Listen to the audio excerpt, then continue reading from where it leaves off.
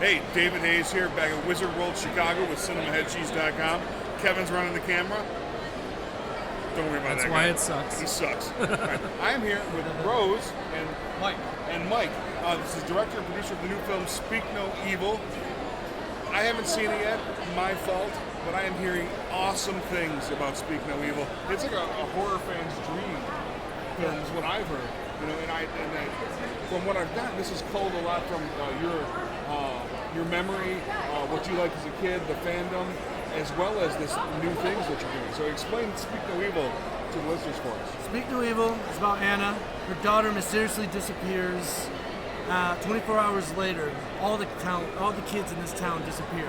Everyone's blaming. They start to blame Anna because they think something's really gone wrong. And all of a sudden, the kids return, and they're carrying the missing child on their back. Their tongue's been cut out of her mouth. And that night, all the kids do something very horrible to their parents in their sleep. And I would say we're really scaring the hell out of people with this film. I'm really, really proud of this thing. We decided to really focus on plot more than gore. The gore is, I would say just what's needed.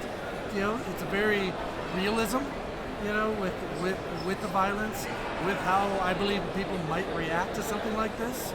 And we're really excited. We're getting a great response from the fans, and we're starting to get some really good reviews coming in, and that really feels good. We're really getting a great response from the people we've intended this.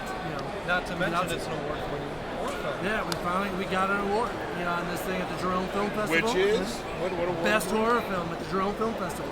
It's good because it's owned because I didn't have a horror film in it. So I allow people to win one when I'm not there. Yeah, every once in a while you let the rest of us. So we got that going on. But I've been hearing the same great things about Speak No Evil. And like I said, I haven't caught it yet. But what I understand, it is very scary. It's a throwback to old school, more, I don't want to say data like 70s or 80s, but that sort of feel to it, where it's actually trying to be a scary film. Well, I really have been disappointed on I guess CGI really taking over cinema, and it's become the easy fix for so many filmmakers. So I decided I really wanted to go all practical effects. So this is all practical effects. All practical effects. That's cool. We augmented some levitation, visual effects, but everything you're seeing in this thing is happening in camera, and cool. So I'm really excited to see bringing that back. And when I tell the fans about this, someone I looked up to is John Carpenter's The Thing, The Blob, I would not say this has anything to do with The Thing or The Blob, but in that heart of this 80s, I used to sneak in to these mom and pop video shops. We used to have those things. Mom and pop's owned video shops. You could go in. VHS in a second. Oh, I'm sorry. Yes, there was these things on tape. Yeah. But and we would go in and just pick movies based on the cover. Sorority, I think Sorority Massacre. Totally grabbed my attention. The Swamp Thing. There was these movies that never would have gotten an audience if they didn't have these awesome covers. Exactly. And the mom and pop shops always rented rated R films to little kids.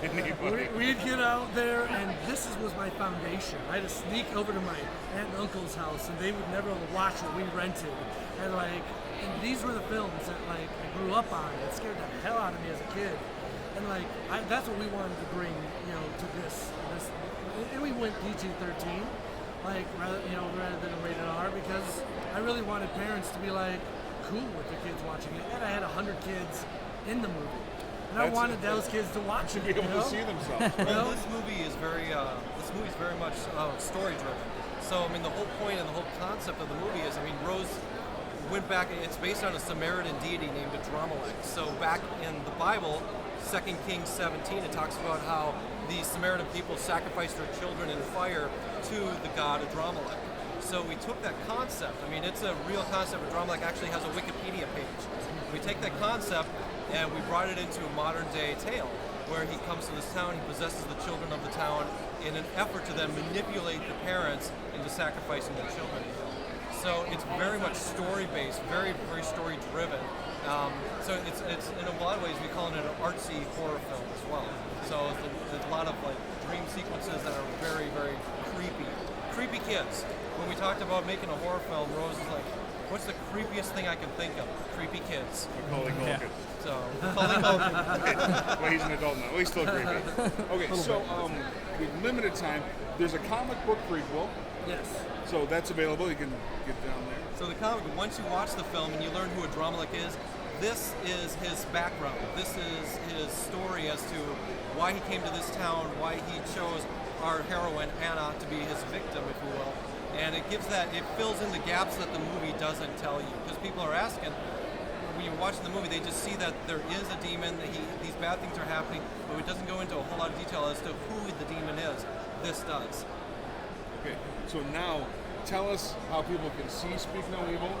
Tell us how they can get the comic book once they've seen it, and tell us what the plans are for going forward.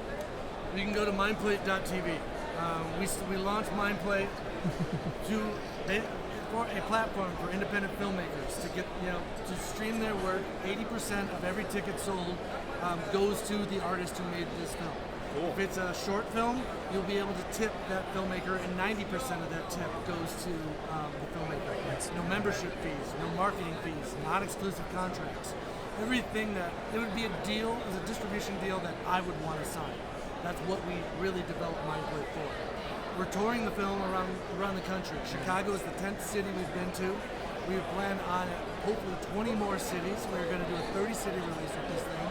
Call it four-walling, but I think this is going to be the new way independents do a theatrical release of their work. It's not financially feasible to release 200 to 2,000 cities all at once. And we believe that you got to have that human connection.